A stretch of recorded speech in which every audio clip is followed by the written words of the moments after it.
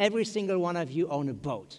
You all own a boat, and you're actually the captain of this boat, and you decide where to go. You decide where to go in your business, in your company, or with your career, or with your success. You can go anywhere, and the boat you have is a fantastic boat. It's really modern. It's completely fast, and it's made from the best materials because that's your company. And you have that boat, and you're really excited about going somewhere, and then you say, let's go, let's go, let's go. But then you say, hey. You know what? I'd rather stay in the harbor. The reason I want to stay in the harbor is because it's much safer here. And in fact, let the others go first. We know the story about the early bird who catches the stone, yada, yada, yada. But we all know as business people that the second mouse gets the cheese. So let somebody else go, and we go next, right? And it is true, the second mouse does get the cheese. It's true, it's absolutely true, but the second mouse only gets the cheese if it leaves the hole. If it never leaves the hole, you can never get the cheese, right? So you have to reach new goals, and therefore you have to get out of the harbor. You have to get out of your hole. So let's look at goals. Let's look at the goals that captains of boats have to reach. What are those goals? The goals that you need to reach are always the same. Every good captain has 3 good goals. Goal number 1, get out of the harbor. You need to get out. You have to get out on the business. You have to go into the market. Get out of the harbor. Goal number 1.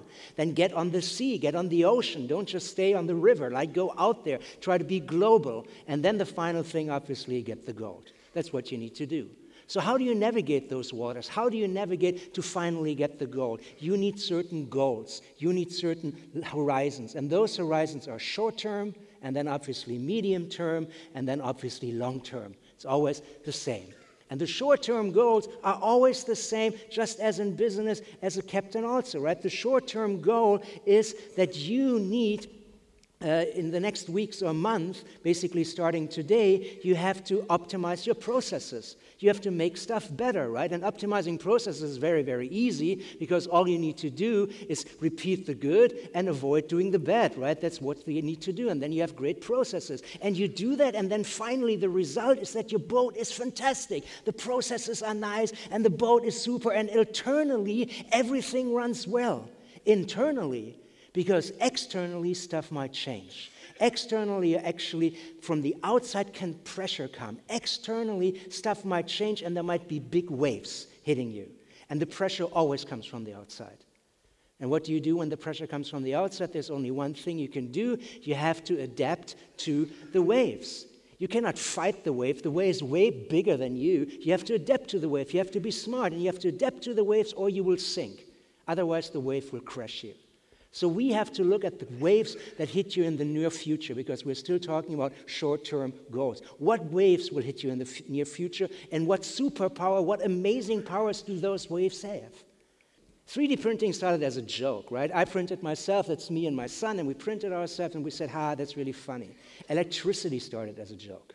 Electricity started that you could go to places like Tivoli, and they had frog legs, and they put electricity, and then said, boom, boom, boom, boom, boom, look how fun, ha, ha, ha. Electricity is really good. And then somebody said, yeah, but we can use it for serious things as well. And that's what's happening with 3D printing. I'm from Vienna, and the most serious thing in Vienna is cake.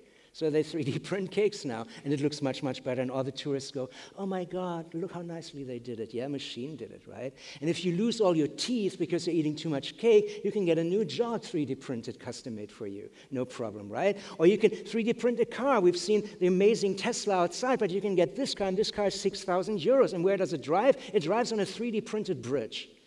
And that is a humongous change, because we have new forms of manufacturing, and those new forms of manufacturing are made for me, the customer, because it's the narcissism of manufacturing, the narcissism of production, where I said, okay, I want to have inner ear headphones, but they better are like my ear. So I scan my ear, and then somebody 3D prints the headphone that fits right into my ear. And of course, sometimes I actually write a letter to my parents, but the stamps I use are custom made. So I'm on my stamp in Austria, legal tender, fantastic. I totally love it. So it's the narcissism of products and production. The next thing is machine-to-machine communication. Machine-to-machine communication is getting really, really, really big. This is an example from the harbor in Hamburg, and the harbor in Hamburg needed to grow. Obviously, it couldn't grow because this is the city of Hamburg, so they had to grow digitally. So what did they do? They started machine-to-machine communication, which basically means that the boat tells the train, hey, you have to be there, and the train says, yes, I'm going to be there, and then the other boat says, bridge, please open, and the bridge says, slow down, I need another couple of minutes, and then everybody talks to everybody, and the result is that the Hamburg harbor grew 3 times.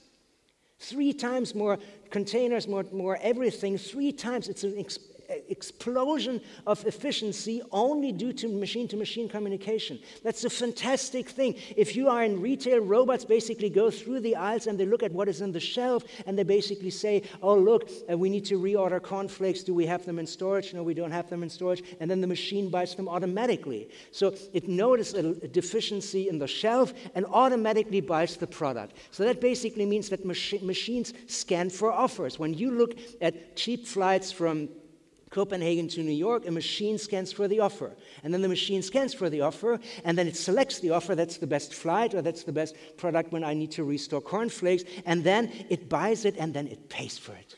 And look how happy Arnold is when the machine pays for it. Even Arnold is happy. And why is he happy? How come that Arnold is happy? The reason that it makes us happy if a machine pays for stuff is that in the brain, the area for pain and the area for payment is the same. So whenever you open your wallet, you go, no, pain. And you want the pain to go away, right? You say, make my pain go away, make my pain go away. And my pain is gone. If I take Uber, I don't pay. I just get in, bop-de-bop-de-bop, and I step out free. And I buy Starbucks coffee free. I just go, boop. I never open my wallet. It's fantastic. So the thing is, if you can move all the financial thing in the background, it's totally good. And it's not just paying with money. It might make my pain go away, work with electricity and energy as well, right? We are now moving to flat rate. That's what they have in Brooklyn, where you just don't have to look, oh my God, now I have to pay so much. It's always automatic. And then you can actually deduct it automatically. And sometimes you don't even have flat rates. Sometimes you can pay with your data. Paying with your data is a form of paying, but it's not monetary, and that's why we find it so good. If you look at Google, how come Google is so rich? That's, by the way, the narcissism of payment, obviously. How come that Google is so rich? You never pay anything. Yeah, but you pay with your data, and that's the money that you pay for the service, right? Or Facebook, you pay with your data, and that's an amazing thing. But you don't mind because you don't have to open the wallet, and in your brain, everything is cool. Artificial intelligence is the big thing. Google has it, Amazon has it, Facebook has it, Baidu has it, everybody has it, right? Schwab uses robo-advisors to say where you should put your money. And in the first year, the market by robo-advisors, where machines tell you where you should put your money, what stock to buy, it grew by 5.3 billion. Deutsche Bank is doing that. Everybody's doing that. I just gave an interview for one of your TV stations, and I was asked about banking and robo-advisors, and I told that the interesting thing is that in Asia, I don't have the exact numbers, but in Asia about 70% would prefer that a machine, artificial intelligence, puts their money in stock markets and stuff like that and looks at the market. In Europe, it's 14. Because Europeans say, yeah, you know, Peter knows me. And he's much better, right? I don't know, whatever. Anyway, if we have machines do everything for us, do the work for us, create new realities for us, actually put money where we want to be, if we have those machines do everything for us, it changes our position. We as humans are entering a new position, right? And our position, we organize our lives pretty much like wolves organize as a pack. And if you look at wolves and how wolves organize a pack, you notice that the wolves look at the pack, and then the relative fastest ones is the one who runs. It's not the absolute fastest one, but they look in the pack and they say, hey, you know, Joey, you're the fastest one, you run. And then Joey says, good, boom, and goes hunting. And then the relative most timid ones warns. Because they always, there's a squirrel, there's something happening, oh, it's okay, you know, blah, blah. And we organize our lives like that as well. At home, the relative most handy one drills the holes in the wall. If we want to put a shelf somewhere, my wife started architecture, so she's an architect. She's the relatively more handy than me, so my wife drills the hole. So when my wife drills the hole in the wall, what do I do? What do I do if she drills? I'm a nice guy, so I do nice things. I put on music, I bring tea up things, I do love and belonging. self-esteem, and she does all the low stuff down there, psychological needs. That's what I do. So if you're in a hotel, right, the robot opens the door. A robot opens the door. The guy doesn't open the door, but the guy does loving and belonging. The guy says, welcome, I'm happy that you're here.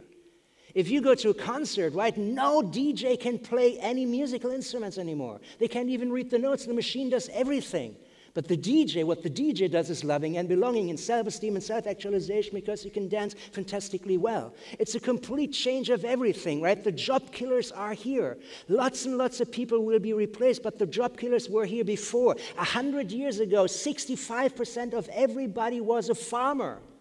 65% was a farmer, worked in farming, and then the milking machine came, and the tractor came, and all the other machines came. And then the farmer said, oh my God, now that the milking machine is here, what is Peter going to do?